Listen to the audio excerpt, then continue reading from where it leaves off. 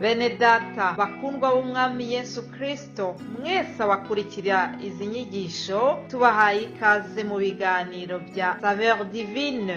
Ibi biganiro mu bitegurirwa n'abavugabutumwa bwiza batandukanye, akaba ari umuhamagaro ugendera ku ijambo ry'Imana byanditse mu gitabo cy'ubutumwa bwiza uko bwanditswe na Matayo ibice 24 umurongo wa 14. Kandi ubutumwa bwiza bw'ubwami buzigishwa mu isi yose ngo bube ubuhamya bwo guhamiriza amahanga yose, nibwo imperuka izahera ko ize. Ibi biganiro mubikurikira ku channel ya YouTube yitwa Saveur Divine. Tubifurije kugubwa neza. Imana Data ari nayo So ibaha umugisha.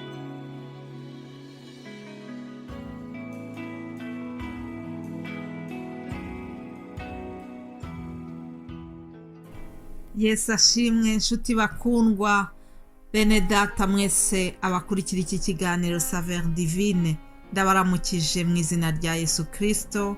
Amahoro n'abane namwe, ndizera yuko mwagize ikiruhuko cyiza cyo mu weekend ishize. Imana ishimwe niba muri amahoro aho muherereye mwese, nanjye ndamahoro ndashima Imana. Ufashe tuzamurira Imana yacu icyubahiro. Wowe unyumva muri aka kanya, niba uri muzima, niba ingingo zawe zose zikora neza, niba wabyutse bikemera, niba amaso yawe areba bikemera, amatwi yawe akaba ashobora kunyumva ubwo mvuga bagezaho kino kiganiro, niba urya ukumva ibyo uri gufungura birakuryoheye, ukumva uko icyanga cyabyo, mbese niba ingingo zawe zose zikora neza, mufashe dushima Imana. Icyo ni ikintu gikomeye, ntabwo ari ibintu bisanzwe. Hari benshi badashoboye kumera nk'uko tumeze muri aka kanya. Rero wowe nanjye ubwo turi bazima, reka dushima Imana kuko itwongereye uyu munsi, itwongereye gutangira kino cyumweru turi bazima. Imana ishimwe.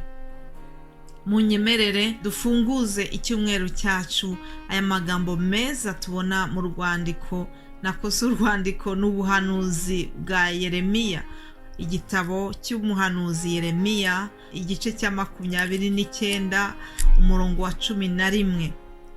Handitse ngo, erega nzi ibyo nibwira nzabagirira, ni amahoro si bibi, kugira ngo mbareme umutima w'ibyo muzabona hanyuma, niko Uwiteka avuga. Kandi muzanyambaza, muzagenda munsenga, nanjye nzabumvira, muzanshaka mumbone, nimunshakana umutima wanyu wose. Haleluya. Aya ni amagambo meza Imana yatumye umuhanuzi Yeremiya ngo abwire ubwoko bw'Isirayeli. Muri icyo gihe bari barajyanyweho nk'iminyago, nuko bari mu kiriya gihugu cy'i Babuloni. Imana irabasanga, irababwira iti ntimwikomeze kwiheba.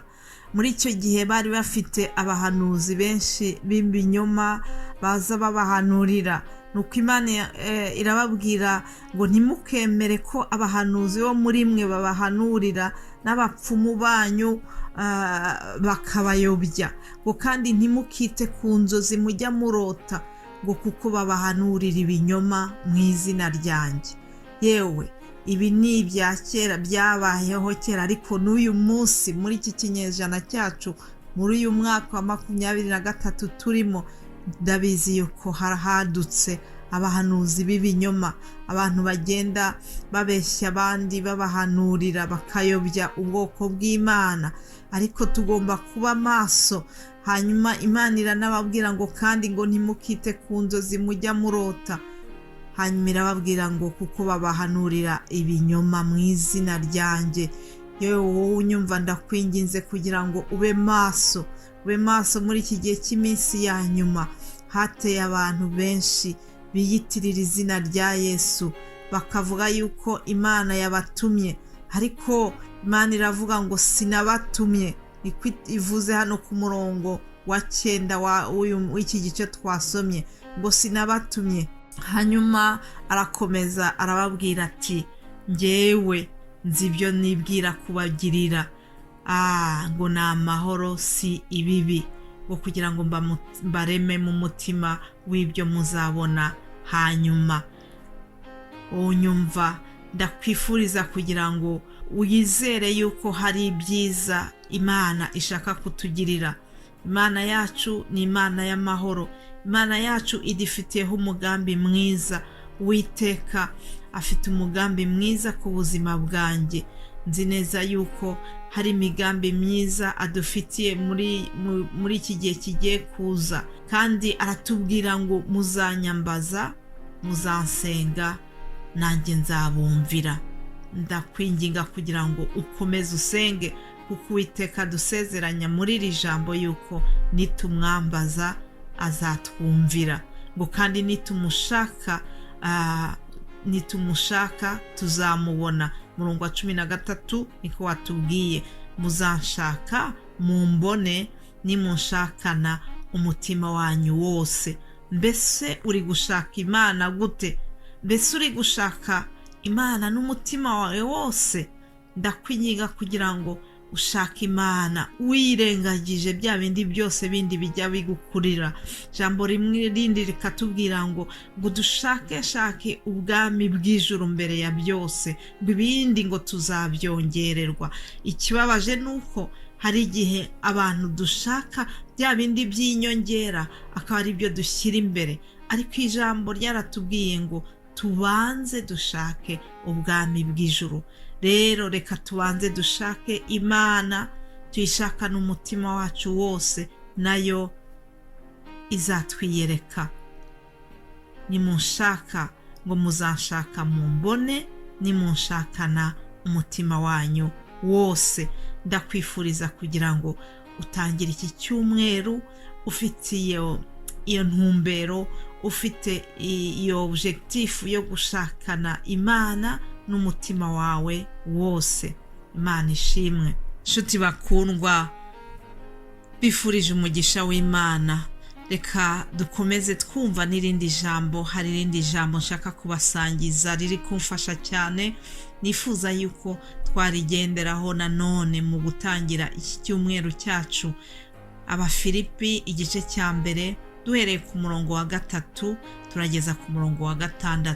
Paulo arababwira ati, ngo shima Imana yanjye iteka uko mbibutse, kandi uko mbasabiye mwese iteka ryose mbasabira nezerewe, kuko mwafatanije nanjye umurimo wo kwamamaza ubutumwa bwiza, muhereye ku munsi wa mbere mukageza na n'ubu. Icyo nzi neza rwose ntashidikanya, ngo nuko iyatangiye umurimo mwiza muri mwe izawurangiza rwose kugeza ku munsi wa Yesu Kristo. Imana ishimwe. Nshuti mukundwa, wumva iki kiganiro, nanjye nk'uko Paulo yabwiye Abafilipi, nukuri ndakubwiye ngo nshima Imana yanjye iteka uko ngutekereje, uko mbibutse, ngo kandi uko mbasabiye mwese iteka ryose mbasabira nezerewe. Nibyo koko ndabasabira. Fata umwanya wo kubasengera, fata umwanya wo kubereka Imana mu buryo budasanzwe. Mwese abakurikira bino biganiro, mwese abadushyigikira muri uyu muhamagaro, kuko mwafatanije nanjye umurimo mwiza wo kwamamaza ubutumwa bwiza. Nzi neza yuko hari benshi muri mwebwe basangiza abandi zino nyigisho, kandi icyo ni umurimo mwiza wo kwamamaza ubutumwa bwiza.